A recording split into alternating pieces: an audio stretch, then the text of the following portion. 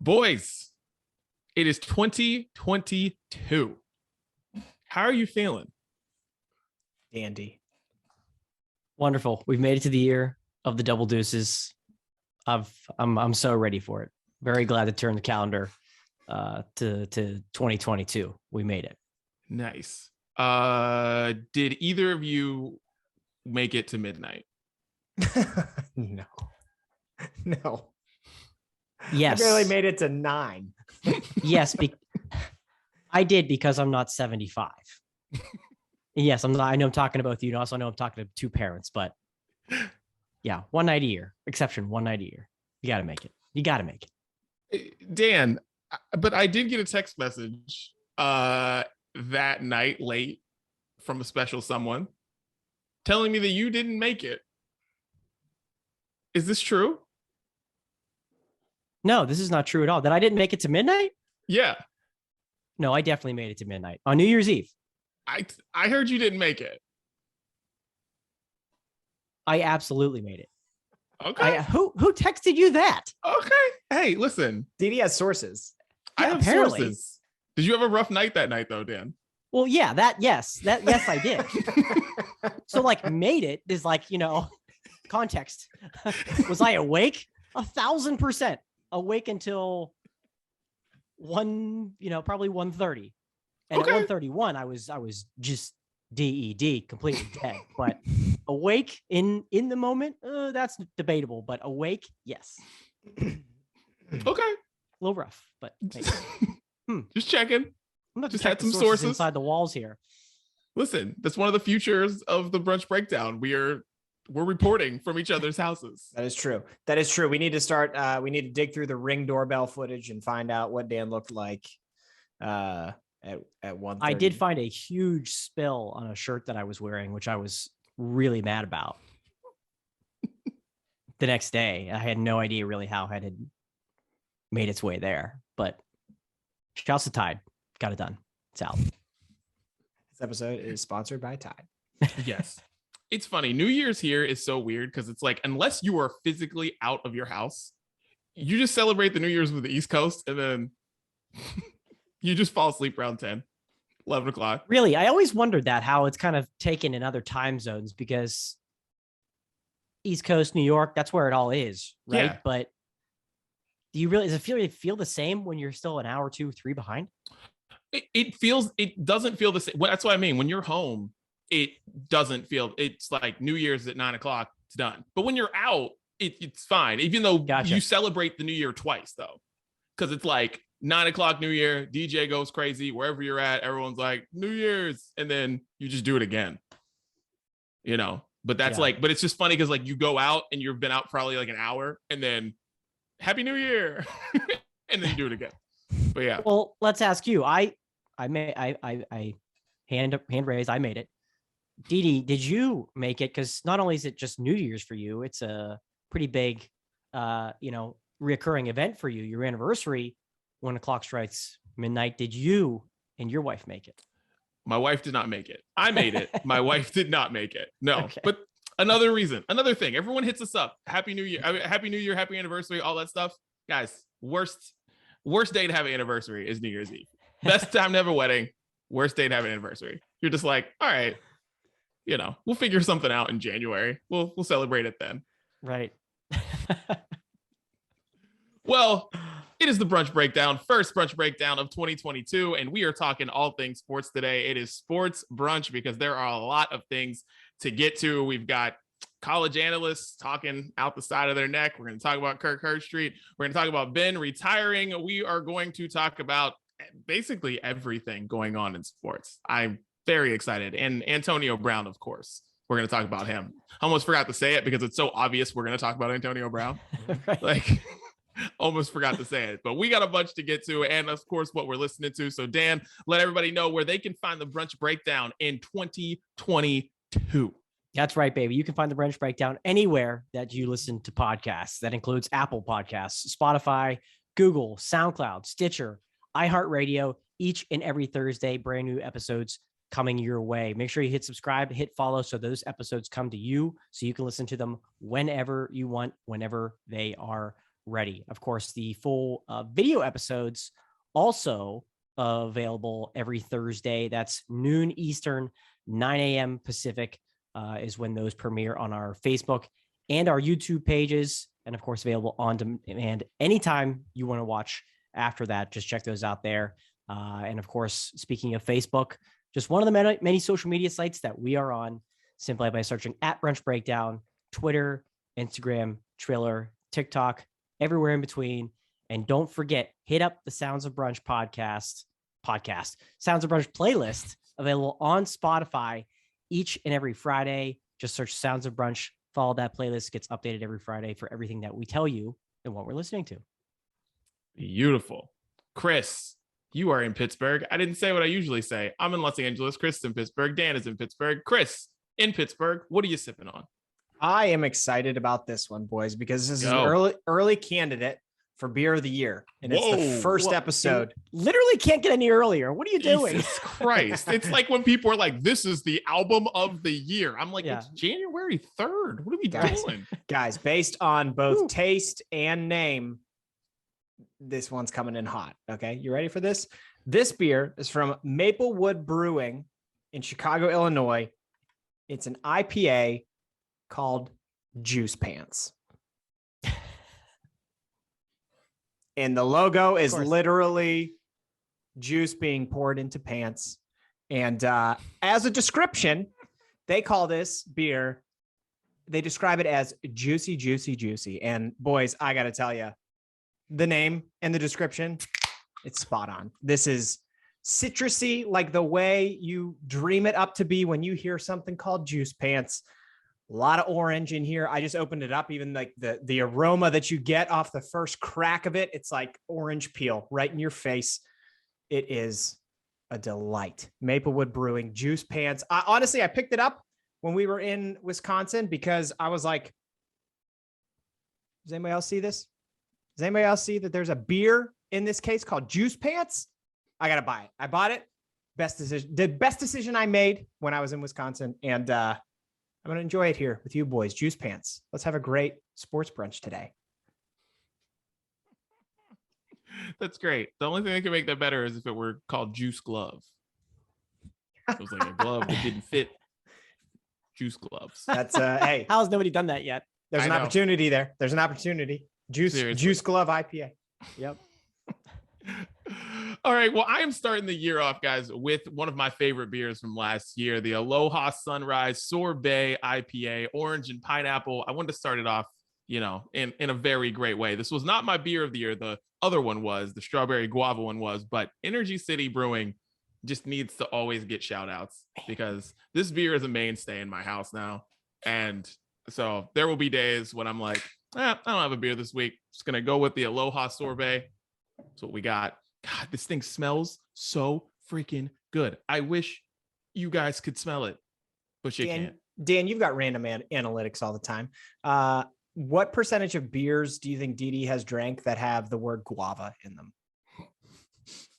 Oh, guava for him is at least like 58% on guava. But yeah. But that's second to pineapple, which is 88%. But guava is definitely it's high on the analytical scale up there. Well, yeah. Didi, then I think this is your calling. You need to work with some brewery to make a pineapple guava IPA called Juice Glove. That's it. Wow, that works. Mm-hmm. Oh man, yeah. This is your moment.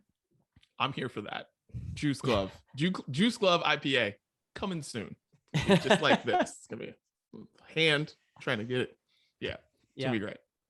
Well, that's what I'm sipping on. Dan, what you got to start out 2022, dude? Well, gentlemen, yes, like you just mentioned there, Didi, to start off 2022, I had to go with the heavy hitter. And although my voice is, a little bit under par today, my apologies for that. I'm still coming out strong here. I won't be finishing this by myself today because of that very reason. But this, of course, is the brunch breakdown, and I have a brunch beer, if you will.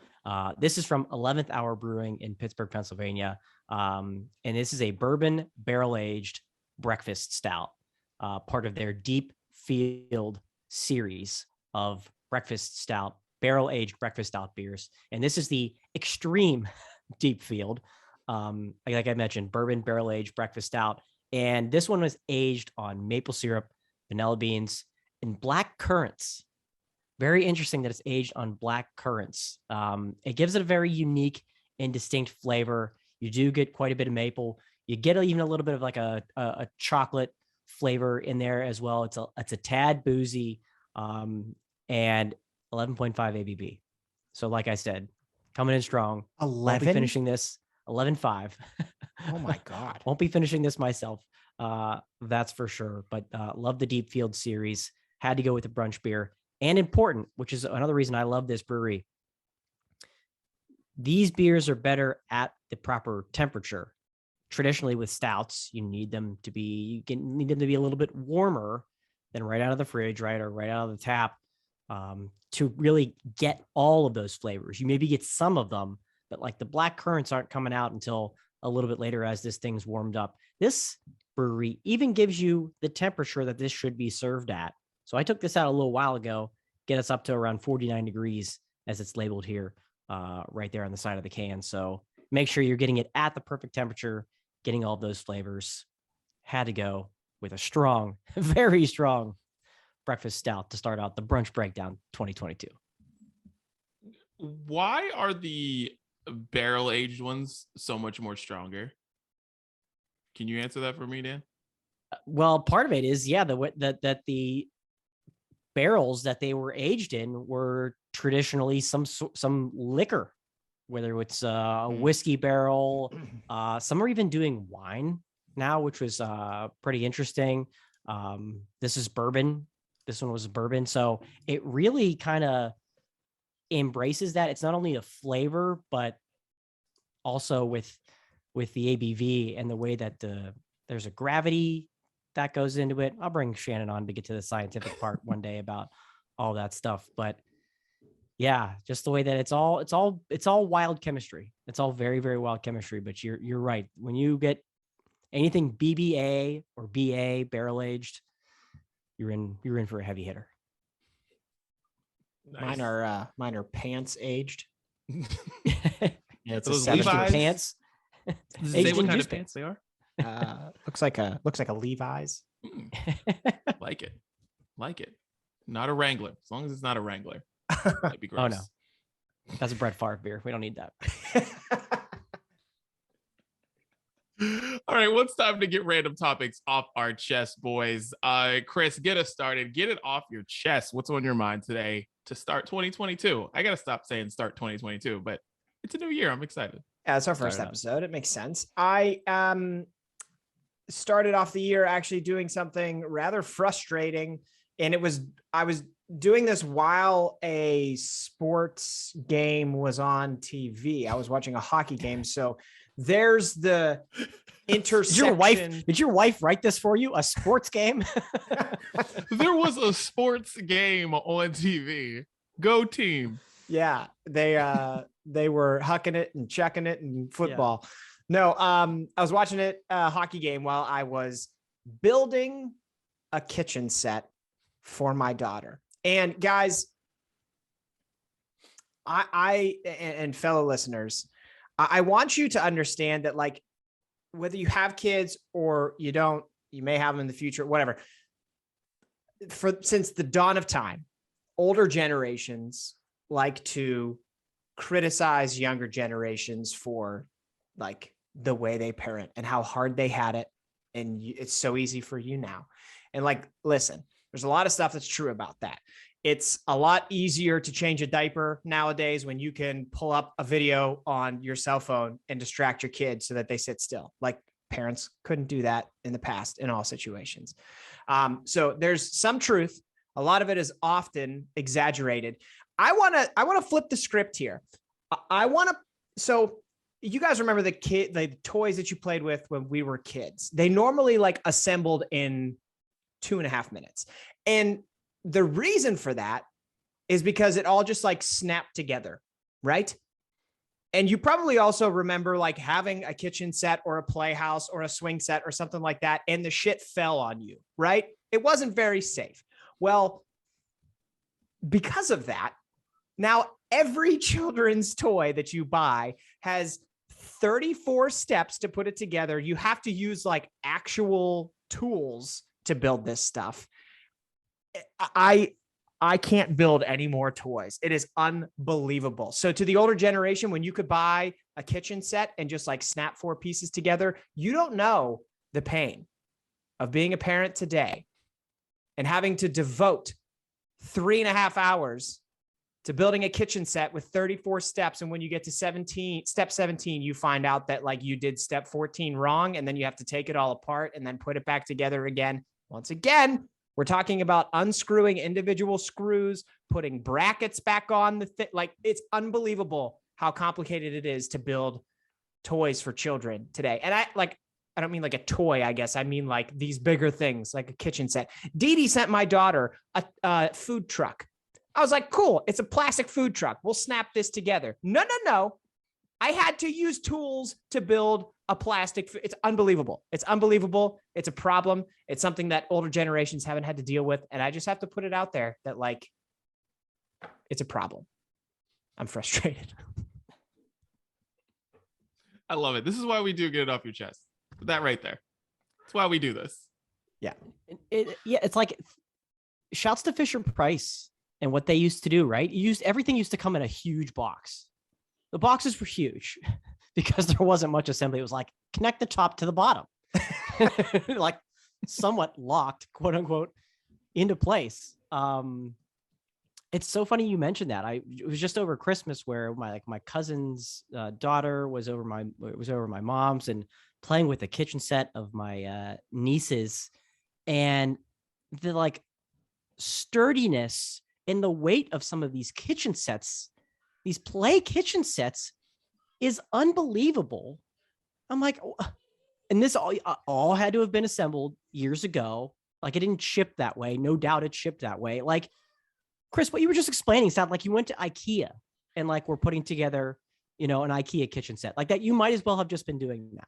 Yeah, but like IKEA like gives you, it's normally IKEA, you can like build it all with an Allen wrench. Like, it's not like that. Right. It's not, I had to bring out my entire tool set to build a kitchenette for a 16-month-old. It's unbelievable. And I love her. She loves the toy. It's all great, but the assembly process is ridiculous. But like you said, Dan, the reason it's like that now is so that it's heavy enough that kids can't pull the whole damn thing over on top of themselves. Because I remember doing that as a kid. We had a little kitchen set when we were little, but it's just a lot, guys. And I feel like it's all I've done. That kitchen set is nicer furniture than anything that's in my office right now. It's unbelievable. It's all getting way too realistic too. Dee Dee, I saw that your daughter got like some sort of set that has like an actual like POS system on it. Like, I'm like, is this what we're doing? How is this possible? She's probably setting it up. She's probably got an app on her phone where she has like, inventory. Dad, I charge you owe me $3. Like, dude, it's sending you invoices. Like, what's going on? Dude, it's a full Whole Foods. It's a full Whole Foods grocery store. Like, it's insane. It's ridiculous how like, because talking about Chris putting that together, his thing is Melissa and Doug, and that's the company. It's called Melissa and Doug. And also in the instructions, they try to make you happy by putting these like step 17, and they like make some like rhyme or pun to like what you're putting together. And I'm like, this was funny for step 2, but like step 15 of 38. Oh, there was one. It was like fun. Step 24 was like, lock it down, don't frown. And I was like, shh, you mother, stop it. I'm done with this. I am done with this. You're like, this isn't an episode of Coco Melon. Let's go. Let's get to the end here. I was like, but seriously, by the time we got done putting because the thing scans, it's a cash register and it scans. So like anytime you put a product underneath it, it like scans or whatever. Cash register opens up, you can roll the conveyor belt. It's ridiculous. But like when we got to like the end, like I can't hit Melissa, but I can definitely punch Doug. Like, and I was ready to punch Doug by the end of that thing. But yeah, dude, everything you're saying is correct. Too much. Yeah, too much. Dan, get it off your chest. So I'm going to make mine somewhat sports related, I guess, to kick off 2022 and the first thing to get off my chest here of the year. Let's talk about the Rose Bowl parade, shall we? Okay. This takes place every year, right? Except for last year. prior to the Rose Bowl game out in Pasadena. Been going on a long, long time, right? I think it dates back to like 1890. And so all the floats are traditionally made of roses, right? Now, not just roses, but other flowers as well. These beautiful looking floats.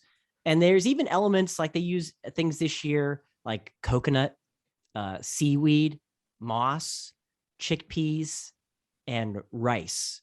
And if you've seen some of these things, ever watched the Rose Bowl parade, these floats are huge, up to like 75 feet long, 25 feet high. They're massive. And depending on the size of the float, it could range anywhere from 8,000 flowers to 220,000 flowers per float, ballparking around 40 floats per year. So we are clearly well into the millions in terms of the number of flowers used on these floats every year. Ladies and gentlemen, we are in a period of rapid inflation right now. So maybe we shouldn't be using coconut and chickpeas and rice on useless floats for this parade that's just been going on forever just because. Okay. I'm tying this back in personally to me as well. Not just this year, every year in general. You both know this. Wedding flowers cost an absolute fortune. And now I'm starting to think it's because we have to plant and ship millions of these sumbitches out for this parade every year for them to be cut and make into these pretty little designs, sit there for 3 days, and then turn into compost. Millions of flowers. You realize how much that could drive the price down across the board, all for this damn parade every single year. Now, like, I'm all for tradition, and I know people that have been to this parade, and everybody you hear at the parade is like, this is the most, you just can't understand how beautiful it is. It's really spectacular to see. I'm sure it is. I don't know if I'll ever get that opportunity, but just makes me rethink this a little bit, that the cost that goes into these things for a television show and for 25,000 people to be able to see it up close and personal for a few hours the first Saturday in January. That's how expensive wedding flowers are, guys.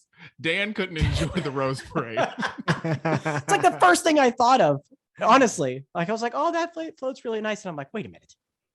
This is ridiculous. I'm a little more upset about the rice. What kind of rice are they using? Because I'm a big basmati rice fan, and there was periods of time early in the pandemic when Costco didn't even have it, and it was like $125 a bag. So I'm really like, I hope they're using like minute rice. Don't use the finer grains. I bet you they are, dude. I bet you they are. Because if you saw, they did some close-ups and zoom-ins on some of those things. That's not Uncle Ben's just sprinkled up in there. It's not. That's quality grain rice. If it's basmati or jasmine, I'm with you, and we're storming the gates. We're storming it's for sure gates. Jasmine. They had long grain there, no doubt. Yeah, let's go. Come on. Hilarious. The best thing about the Rose Parade, though, is days before you can see all the floats up close and personal. They're like all in this humongous like warehouse and like all around in Pasadena, and you can just like go up to them and touch them. It's really great if you guys ever feel like coming out here for New Year's. What's the security like? Because either we're torching it next year, or oh my God. Somebody else needs to get out there and start picking some flowers. You got a wedding early January. Save yourself a couple bucks. They're wasting it on that.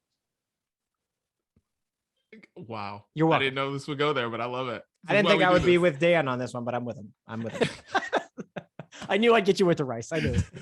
With the rice and chickpeas, baby. Let's go. Yeah. Buy that stuff every week. I don't need to see that cost going up because of the Rose Bowl parade. Good God. All right. I got to get this off my chest. Guys, can we please stop saying Instagram's a highlight reel? We all get it now. We all say it to each other all the time. All right. And with that, I want to say at the end of the year, I was very frustrated with people who went out of their way to say something like Instagram's a highlight reel. I know a lot of people had a bad year this year, so I'm not going to say anything about how my year was. Okay. I know these last couple of years have been like unprecedented and pandemic and all of that, but like this year, next year, 2030, people are going to have bad years too. every one of us are going to have years that we don't want to talk about and we want to forget.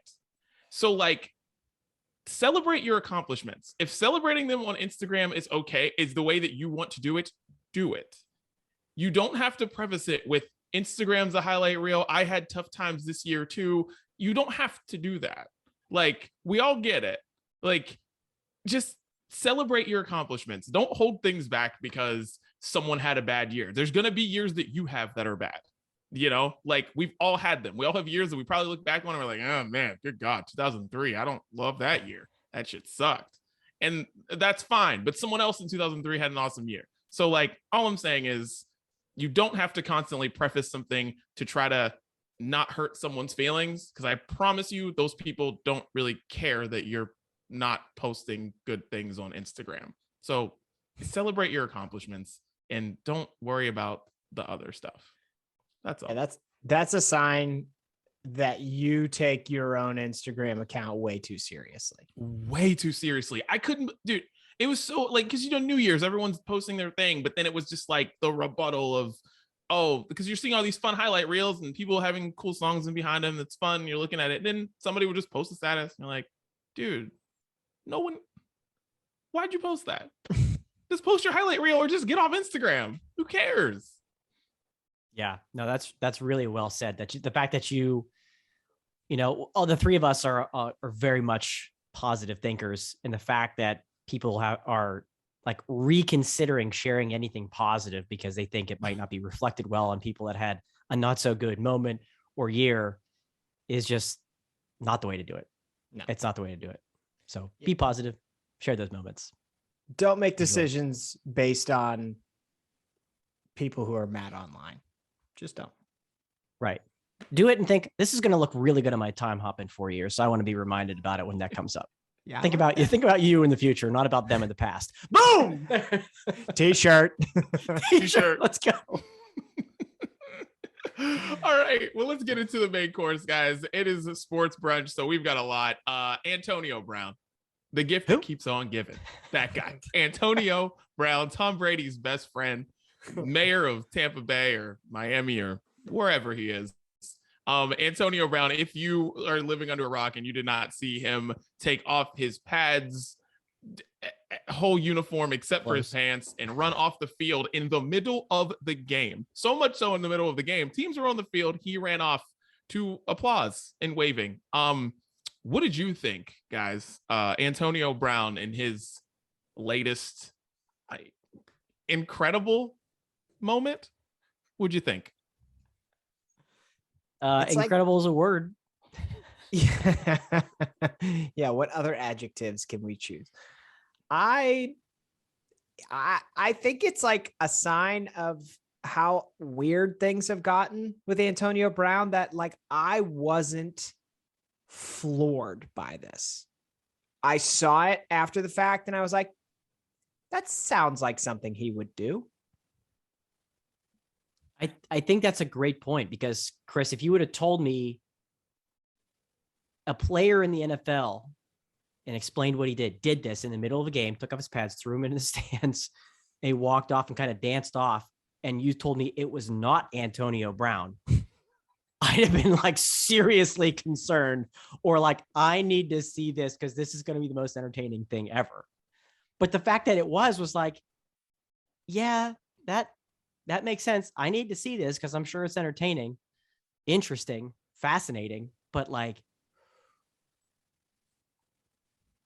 the more chances you give this guy, the more crazy shit he does. I mean, that's just what it comes down to. Every time that somebody gives him another chance, even someone like Tom Brady, you give him another chance, you enable him and say like, all that stuff you did in the past, that doesn't matter. Your behavior doesn't matter. Your football talent is more important to us right now. And this obviously broke the camel's back for Tampa Bay in his time there. And we'll see where how the wheel spins now for him. But I mean, this will be a moment that we'll remember in the NFL for a long, long time. He's not going to get another job, is he? Yes, 1,000%. You know, he had 140 yards the week before, right? 140. Yeah. Like, that's why people still think he might. Yeah, people still think he's 33. He will get a job. If he wants one, he'll get one. It may not be for Tampa, but have they officially cut him yet? Did they officially release him yet? No, there's debate about putting him on the IR so he can't sign with another team. And so again, he can't get his way, more out of spite more than anything. But I guess the players union might get involved. But his claim was that he was injured, right? And so if they put him on IR, they're going based on his claim. So there may not be any way out of that. But that was what sparked the whole thing, is that he was injured. They told him to play. He said he couldn't. And, that started this fit on the sidelines. But no one knows. The truth's in the middle there somewhere, right? It's crazy. And you got dealing with like a no-nonsense guy like Bruce Arians. Like, I don't know if you get another chance there, but someone will call. You'd say the Raiders, but he already tried that one too, right? It's just funny that like this is the one. He had a fake Vax card and we just forgot about all that. Like, everyone forgot about all that. He had a fake Vax card, got suspended by the team or the league, one of the two, probably some combination of both. Comes back, 140 yards receiving, then strips down, runs off the field. I don't know. Also, put out a song. That's good, by the way. Just throwing it out there. Who's got a better mixtape, Antonio Brown or Le'Veon Bell? Man, I'm a fan of Le'Veon. I'm a fan of his stuff. But I will say, if you are looking for an athlete to make music, that Pit to the Palace song is the kind of music you want an athlete to make. Like, there are very few words. The production's amazing. If you're running to this or working out to that song, oh my God, it's amazing. It's incredible. It's what you want. I believe that's the music Antonio Brown trains to. That. Just a big chest. I heard an interesting debate going on the last couple of days about whether or not people think this is, early signs of CTE, and actually you can't detect that while someone's still, alive, can't study their brain. Well, whether it's so many hits to the head, or like some people are saying, like, we can't use that excuse every time someone does something crazy, because there are just some like bad people on the planet, and like he might just be like a bad human being and just like not get it and just became a celebrity really quickly and stuff like that happened. So I find that interesting now that people are like, it could be, but we don't know. But ultimately it's coming down to his talent, which is why he's getting more and more chances. Like you said, Didi, 140 yards. Someone's going to be desperate enough to win. Receiver goes down week 3 next year. Call Antonio Brown. Check on him. See how he's doing.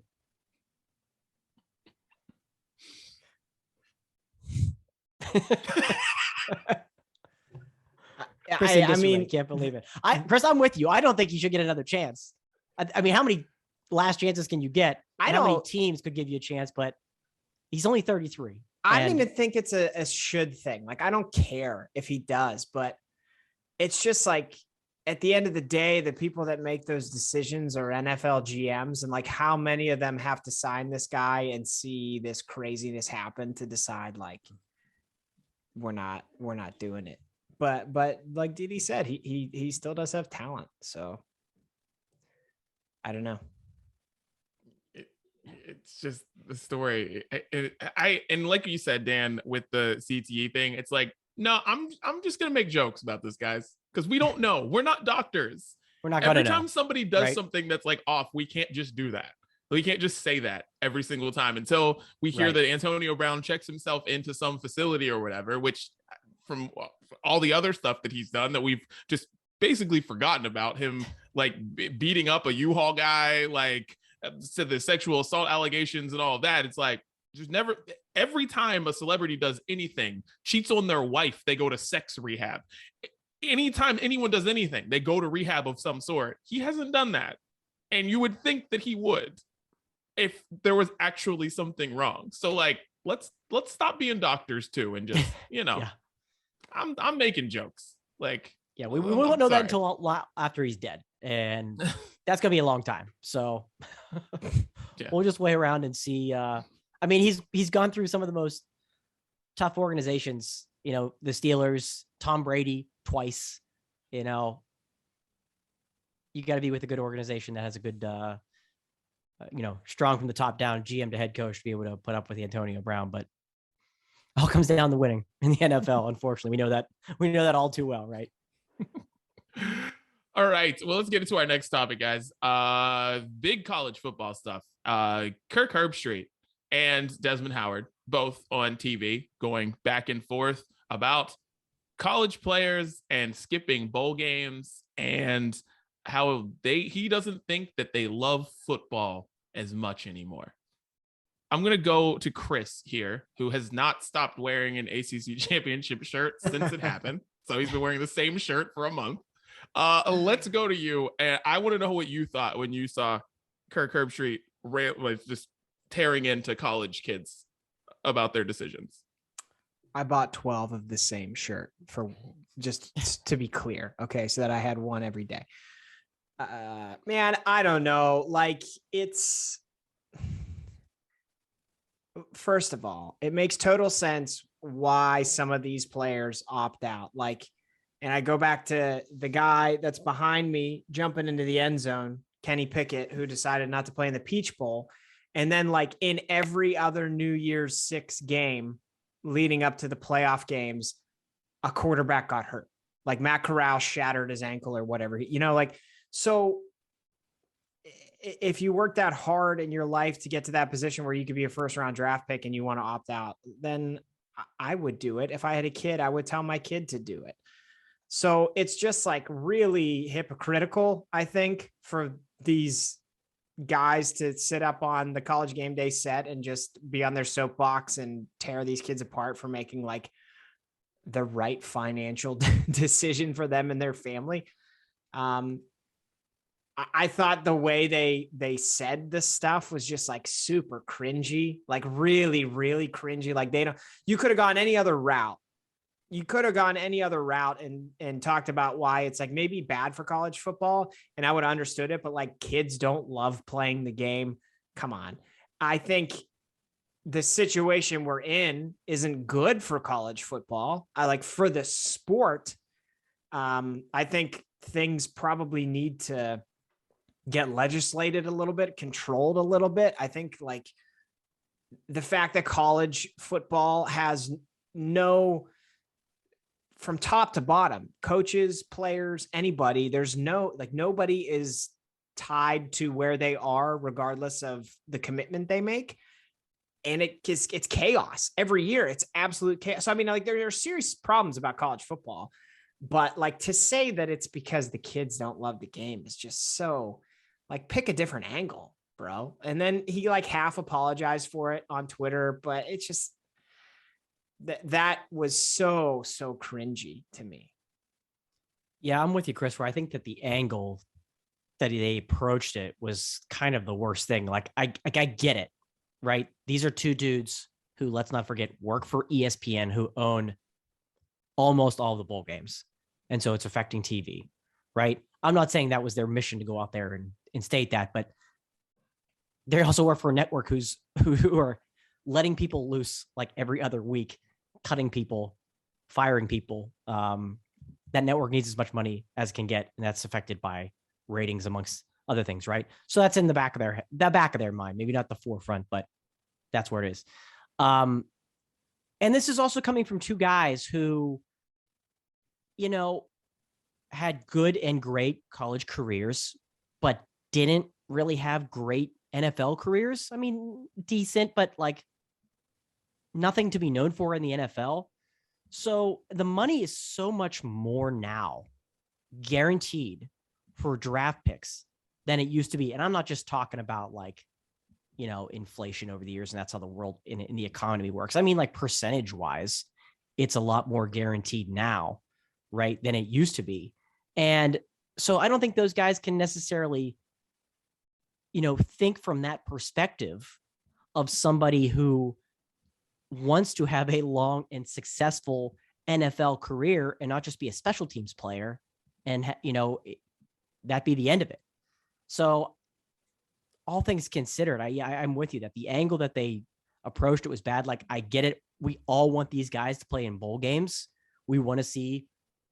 The reason you got to the bowl game was because of the roster and the talent you have. And if you pick out the best players, you're obviously not seeing the best against the best. But for those select elite, small percentage of players that go on to the NFL and have successful careers is so small that they have to consider the future that one fluky play could completely. Why don't you ask Willis McGahee if he regrets playing for Miami and what his NFL career turned out to be? You know what I mean? Like one play could just ruin that. So I get it. I would love to see them play, but I completely don't hold that against anybody. It's funny. Everyone waited till like the Ole Miss game to talk about like, oh, this is the reason why players don't play in the bowl games. Dude, Pitt's backup quarterback got hurt in the first drive, scoring a touchdown. Yeah, right. Doing exactly what Kenny Pickett would have been doing, running and diving into the end zone to score. And I don't know if he separated his shoulder or whatever. I don't know what his injury was, but I just know he had the sling on. But like, that was it right there. I'm watching it. I'm like, oh yeah, all right. Kenny's up there, way far away, up in the booth. He's doing exactly what he should be doing, and that's getting ready for the NFL. And when I heard Kirk Herbstreit say, like, because you see like people of my age who barely played high school football say this, they don't love football as much, and I'm like, maybe that's not a bad thing. Maybe it's not. Like they were talking about like it's such a bad thing. It's like maybe it's cool that the athletes of today are like, all right, my football career, know what how long their football career actually is. You look at so many old athletes and they're like, they blew through their money. They have like these careers. It's like, we talk about how Tom Brady's so old. He's 44. Like, they're like, LeBron's so old. He's 37 and he's lucky to be there that long. So now the people who aren't him, they're out of the league when they're 30. They're out of the league when they're 20 something. If they just end up being a bust, they're out of the league way before that. It's like, maybe kids knowing their future and knowing like their earning potential in this short amount of time or whatever it is, because Kenny Pickett could go and he'll go into the draft. He could be one of the first round picks, make a bunch of money, and then his career could just completely fall apart. But he has that money that he made, and I think it's good if that means kids don't love football as much as they used to. All right. Like that's a good thing. I don't find it to be this awful thing that everyone makes it out to be. It's like, nah, like they're looking out for themselves, because every coach is looking out for themselves too. Like, like we were saying, Chris, about the NCAA and just needing control. It's like coaches are making $10 million a year. Yeah. 10 million. What? $10 million a year. And the NCAA is like, oh, it's cool. Like, go get like some free food someplace. You can do that. Have fun. Your coach is making $10 million a year. Yeah, I saw some breakdown about like, Kenny Pickett, who's probably he has a good chance of being the first quarterback selected in the NFL draft. And if he had an injury that affected that and he got bumped to a second or third round quarterback, you're talking tens of millions of dollars guaranteed money that he would lose. And you just can't pass that up. As a 22-year-old, you could, by not playing one football game, getting drafted in April, just by that, you will have enough money to support yourself and your family for the rest of time. It's a no-brainer. I think part of what made it cringy for me too is like those guys on College Game Day, they're there because college football is really popular and there are a lot of great athletes in college football. And because college football is so popular, it's made College Game Day so popular, and they make a lot of money to be on TV. And at the end of the day, they make all that money because of the kids who are playing college football. So like, come on, bro. You got to have a little bit of more self-awareness when you're speaking on this stuff. Mm-hmm. And they had Lincoln Riley on the week before, who also skipped his bowl game. And yeah, right. I was like, you had Lincoln Riley on the day before. Like everybody's been interviewing Chip. No one's asked, like, no one asked Brian Kelly anything like that. They're like, oh, LSU, let's make fun of the accent. Oh, whatever, that's cool. But like, you left your team, like, and went to a whole new school. Like, come on. You can't just put the players on that when they look around and see the coaches. So it's a mess. But also, one thing in college football is everyone's transferring, or at least going into the transfer portal, which I find to be fascinating because I am a West Virginia football fan. And I will tell you this, in my, let's say, probably in the past 20 years, West Virginia has never been in the situation that they are in right now, because they are in a situation where they could just end up being a never heard of football program again. They're in a very bad part. But 15 players have entered the transfer portal, and 8 of them have already transferred. And this is off a West Virginia team that wasn't good. Like, we're not talking about there was no coaching change. This is just a bad West Virginia team. And 15 guys went in the transfer portal. 8 are gone. 7 haven't made their decision yet if they're going to go back or not. Like, this transfer portal thing, hey, I'm cool with it, but whew, it's wild. Yeah. And on the flip side of that, Didi, the team that Dan and I root for is just profiting off the transfer portal left and right. Pitt has brought in the best quarterback available. They brought until Caleb Williams went in. They brought in one of the best wide receivers out there, one of the best linebackers out there. So it's amazing, man. It's free agency, and once again, like I said, this is a one-time thing for these kids, right? You can transfer once and be immediately eligible. After that, if you can do it again, but you have to sit out. But it's essentially created free agency. And I just mentioned Caleb Williams. Like, this kid is going to be the starting quarterback at Oklahoma, one of the best programs in the country.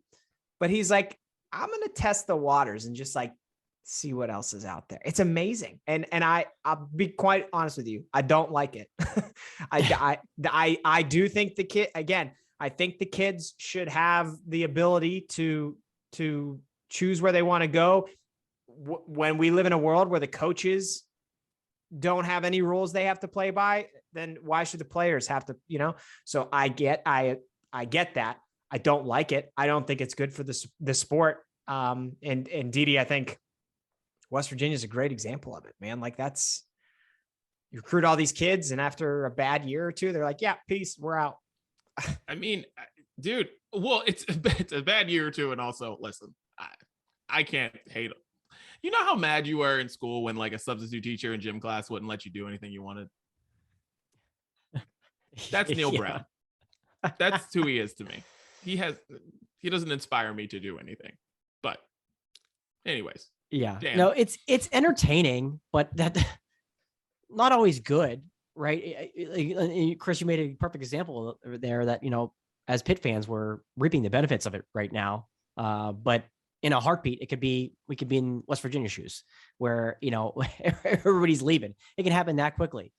We've come so far in such a small period of time, right? Where you used to have to sit out a year, and then there was the ability for coaches to put restrictions on where you could or could not go based on the conference, based on location, whatever it is.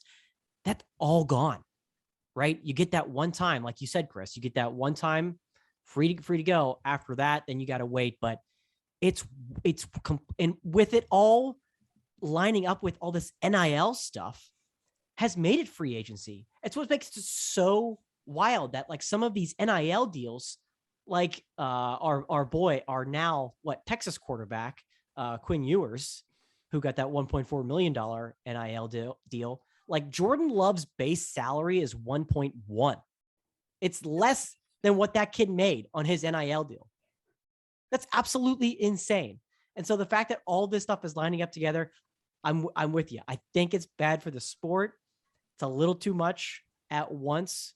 I think maybe it could have been tweaked where if there's a coach that leaves, then yes, you get free pass automatically where you're going to go, but not like, hey, yeah, this team sucks, I'm out of here, and open the floodgates. Like, that's just going to put these teams in disarray and shambles. Yeah. And it's even beyond like, hey, this team sucks, I'm good, I want to go somewhere else. Because the Caleb Williams thing, like, you're starting quarterback at Oklahoma, but he knows because of his talent that he can go in the portal. He has probably, since he's so talented, the opportunity to come back to Oklahoma. They would probably welcome him back, but he knows because of NIL now, once he goes into the portal, he can hear offers and find out how many millions of dollars he can make elsewhere. And so now Oklahoma's in this position where like, okay, we just got to like wait it out and try and offer this kid more money through our donors and these like back out, like it's crazy. I don't like it. I'd feel differently about the Caleb Williams thing if his coach didn't leave. Oh no, that's a good point. Because Because if Lincoln Riley's still there and then like you're the starting quarterback at Oklahoma and you just decide to get in the transfer portal, I'd be like, what are you doing? But like, his coach left. I don't know what the new coach is going to do. Maybe he does. Yeah. And he's like, I know that he's going to try to make me this, and I don't want to go there. So like, I'm cool with that. And I think it kind of puts the schools on notice a little bit too, right? Because it's like, okay, when you're gonna, you're gonna make these decisions, sometimes you can't just the players don't have to stay there. They don't just do that. But then it turns into a pro thing where it's like, you're like, so was Oklahoma supposed to ask this 19-year-old kid who they should hire? Because Yeah. You know what I mean? It's not like you're asking LeBron who should coach the Lakers. Like, you're asking a 19-year-old kid who should be the coach of Oklahoma and who will be the there face for of 2 your years. school. Yeah, exactly. Who will be there for his luck, and if he's lucky, he'll be there for 2 years. You know what I mean? And and that's where it's like, it's this gray area. But I mean, the NCAA deserves everything it gets because it made this problem. Like, they could have handled these things years and years and years ago, but they let it get so big to the point of coaches making 10 millions and $1 billion TV deals, to the point where like states were like, okay, we're shutting this thing down and we're going to make NIL legal in this state and in this state. And then they were just like, all right, we got to do it. And now it's just, it's chaos. But they never handled this the way they should have. This is going to be one of those things that like 3 to 5 years, like Congress is going to step in, and then it's going to get so out of hand that the United States government is going to be the people that step in and make some rules. But wild times, man. Yeah. If you right now, if you do not have a healthy donor base, I don't know what to tell you. I don't know what to tell you. It's not good. Healthy donor base, like, just, I don't know, like, man, you better have some cool businesses in your town. I was gonna say, a lot of these college towns are out in the middle of nowhere. Yeah, there's only so many car dealerships, there's only so many cars you can offer a kid, where it's like, let's talk straight cash, homie. Come on, let's get to it. Oh man. All right. Well, another thing happened this week that's near and dear to our hearts, I think. Ben Roethlisberger played his last home game, which I feel like he shouldn't even play Sunday, because I feel like that was the end. Like, everyone kind of kicked Ben out the door last week. What are your thoughts, Ben Roethlisberger? Now that you're like, everybody was doing all these retrospectives, and Ben, what are your thoughts? Ben, he's done. He's retiring. It's weird, man. It is. Been watching him play for 18 years, and naturally, as a diehard Steelers fan, we've been very, very fortunate to be able to have stability at the quarterback position for so long, like we have with head coaches, because there were not good times before that. Kent Graham, Cordell Stewart, Tommy Maddox. We don't need to go into that. We grew up in that era. Okay. And so there were, not some easy roads, but once Ben came around, you just take it for granted, right? You take for granted that you watch somebody over and over and over again, year after year, and that when their time has come to an end, I got emotional on Monday. I didn't think I would, but I was like, this is wild, knowing, and it's different knowing it now, right? Versus if he were to announce it after the season was over and we had no sign of it. But clearly we've had signs of this for 2 years, and it's going to be weird next year not seeing Seven throw the ball, and lots of frustrations and fond memories of Ben when, well, forget about the bad ones. It'll be fond memories of Ben when Mason Rudolph's out there throwing a bunch of ducks around. Yeah, Mason Rudolph, or perhaps they go back to a quarterback literally named Duck, because they're don't you dare. Yeah, man, I don't know. I mean, he's an all-time great, right? He's one of the like most unique quarterbacks that you probably have ever seen, because the last 2 to 3 years notwithstanding, he was the biggest quarterback in the NFL, while at the same time, like, could run, and you couldn't sack him. Like, it was unbelievable. He played backyard football for like a decade, and it was really fun to watch. But it's the right time, man. Like, the Steelers have put off this whole rebuild that's been inevitable for far too long. It'll probably be a tough 2 to 3 years, but they need to do it. And, you know, the NFL is designed to help bad teams. And Didi, I know as a Browns fan, that's hard for you to hear, but they set it up for you guys. But we will miss Ben. We will certainly miss Ben. Yeah, the Ben thing was weird because I thought everyone's got these big opinions on Ben because, like, I swear, you guys don't like him.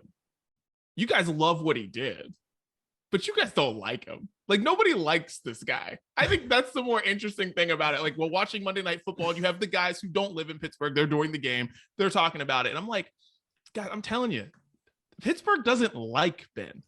They love Ben like a family member who brings really good gifts on Christmas. And he brought a lot of good gifts from 2004 on, a lot of them, right? I just don't think anybody actually likes the guy. Like, I feel like people will be like, Hines Ward, come to my house, eat all the food. No one's inviting Ben to Thanksgiving dinner. They're just like, oh yeah, have fun over there in Ohio or wherever you live. Do your thing.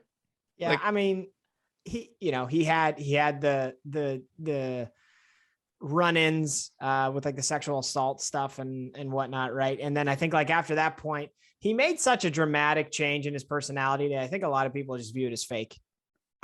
I always try to give people the opportunity to, like, yeah, you can reinvent yourself. So I don't even want to get into that, but like, I think some people view him as fake. There's also the stuff with Ben where he's like, how does he get injured in every game?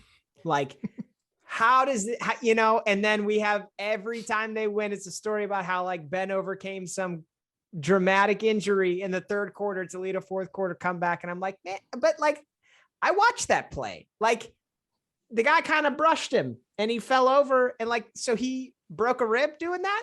Are we sure that that's what happened? So there are some things, like that about Ben and his personality that I think stick with people and make it a little bit hard to take him seriously sometimes. Yeah, we've watched him evolve in a bunch of different ways, right? Even as a quarterback, he didn't used to throw the ball. If he threw the ball more than 25 times, he had like the worst record ever. He had like 180 passing yards for Ben was a win. It was a great day, right? Run the ball, let Ben manage. And then he's turned into this like elite quarterback who can actually throw the ball. He has the most 500-yard passing games in NFL history is Ben Roethlisberger. Nobody has half of what he has in that category. It's wild, some of the records that he actually owns as he's become like an actually good quarterback. But from a personality standpoint as well, I think, Chris, you talked about some of the run-ins and things that happened to him and his personality. And I think the motorcycle accident was a big turning point for him and a lot of fans as well, where the guy literally almost died. I remember it was on the news here for like nonstop for days. It was coverage outside the hospital. It was crazy. I don't mean to laugh about a guy. Because Dan, you're right. But like, so that happened. But then like there, of course, was a roll your eyes moment associated with it when like fans were holding like a candlelight vigil outside of his hospital. There's like a give and take with every Ben moment. Yeah, there is. And you're right. He was over dramatic about his injuries and when he got hurt constantly, which I find it fascinating that in this instance, when he could literally make it just about him and say, I am definitely retiring. This is definitely my last game. He didn't even commit to that. Now, it's definitely true. We saw what happened. It's absolutely happening. But in an opportunity where he could have taken that spotlight and been like, yes, definitely this is it. I'm going out. It was everybody else making it a big deal. And he was, for once, not the one to put the spotlight on himself. But Najee Harris had more yards than both quarterbacks in that game Monday. Amazing. Hey, for the future, we're super excited about that. Oh man. All right. We're up against time. Let's get to what we're listening to. Chris, go ahead. Yeah. So a band that I want to highlight today is a band called Rationale. And I've been wondering like when Dan Lampton he's the ex frontman from Real Friends was going to resurface, and he resurfaced in a band called Rationale with Joe Taylor, who is the front man for Knuckle Puck. So it's kind of a cool combination of two of my favorite pop punk bands. Although obviously Dan's not in Real Friends anymore. And there's some familiarity, and then there's some, variation in sound that I'm really enjoying. So I started listening. What is the album called? All of Our Feelings is the album that they have out. And I don't know what I'm going to put on the playlist, but I just like, Joe Taylor has an iconic voice, and I've always felt like Dan Lambton has an iconic voice. And so to actually bring those two guys together in a project is really, really cool. So I was pumped about that. And by Friday, I'll have something to put on the playlist. Nice. All right. I'm going to go with Holly Humberstone. Don't know if you guys have heard. Oh, you have? Oh, okay. Big fan. Huge fan. All right. Holly Humberstone, The Walls Are Way Too Thin. She put out the EP. The EP is super good. The song, The Walls Are Way Too Thin, is an interesting song to me because I feel like every song we know what I feel like there's not too many topics that haven't been touched in songs.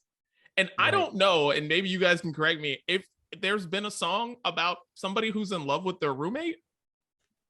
And like, The Walls Are Way Too Thin is about a girl who is in love with her roommate. And she's just talking about it from the perspective of somebody who's just on the other side of the wall, wants to be with them. And I don't know. I just love that. I just love the concept of that song. I love the lyrics of the song. And I just think it's really cool. And it's something that I just hadn't thought about in a long time. Was just like, whoa, this is a new concept. Just like in love with your roommate. And then you think about quarantine and like, maybe that person has a girlfriend, you're in love with them, and then you guys are all basically living together. It's a crazy thing. But yeah, The Walls Are Way Too Thin. Holly Humberstone. I thought way too much about that song, but I love it. So check it out. Dude, awesome pick. Love Holly Humberstone. I think she's actually going on tour with Girl in Red. It's like this crazy duo tour that would love to see. Check out that entire EP. I know you said it, but I completely agree. Reinforce that.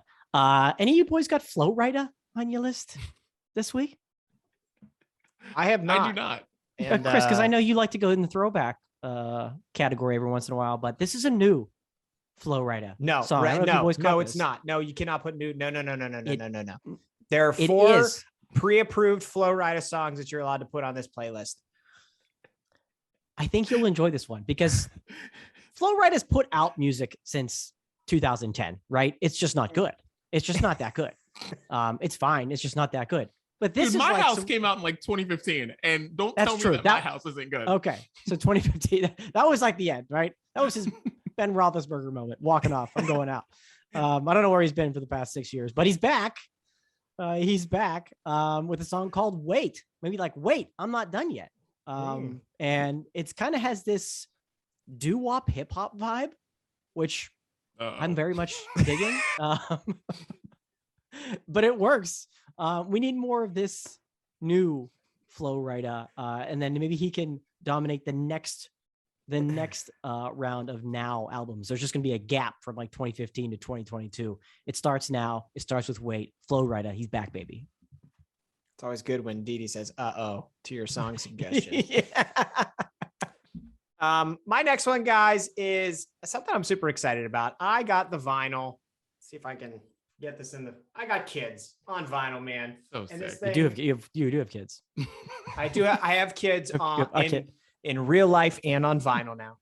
It looks, people not watching didn't really put that together, but thank you. It looks amazing. I'm so excited about this.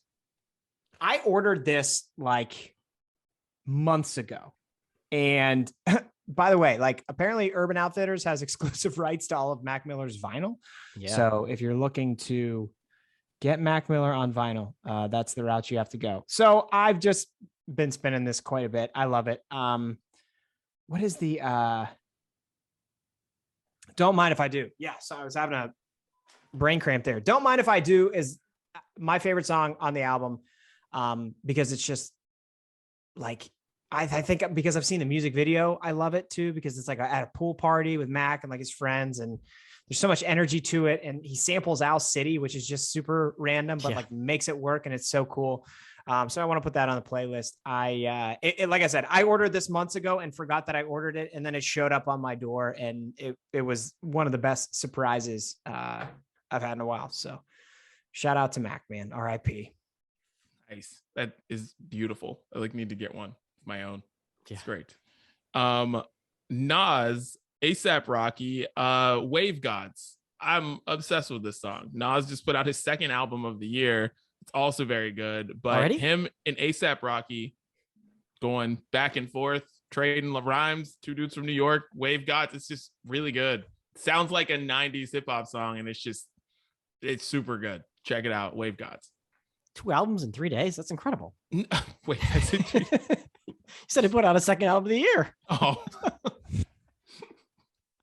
We're starting Who's the dad here, 2022. Who's the dad here? You were You're the the one, only yeah, you can dad say not here. You can't make those jokes.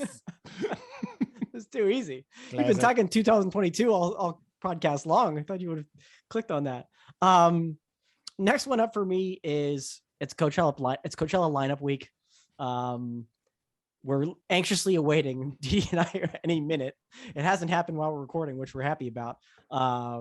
But it's Coachella lineup week. We're excited to get that any minute. And I'm throwing it back to 2019, the last Coachella we attended, and going to go back to the last song that we heard live on the Polo Grounds at Coachella. Of course, headlined by Ariana Grande on Sunday night.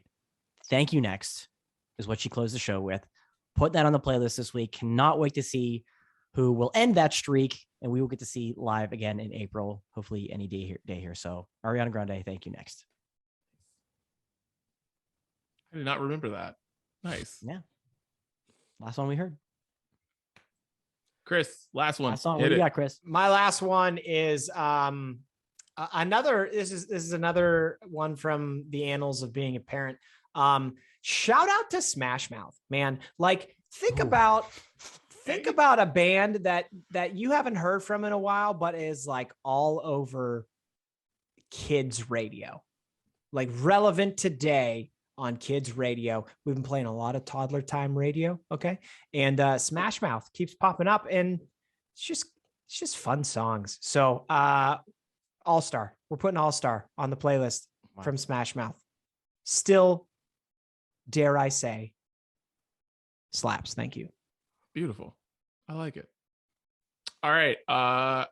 So I was watching Emily in Paris on Netflix, which is the best show if you haven't been on vacation in a long time. It's a cheesy rom-com show, 10 episodes, but the visuals are incredible.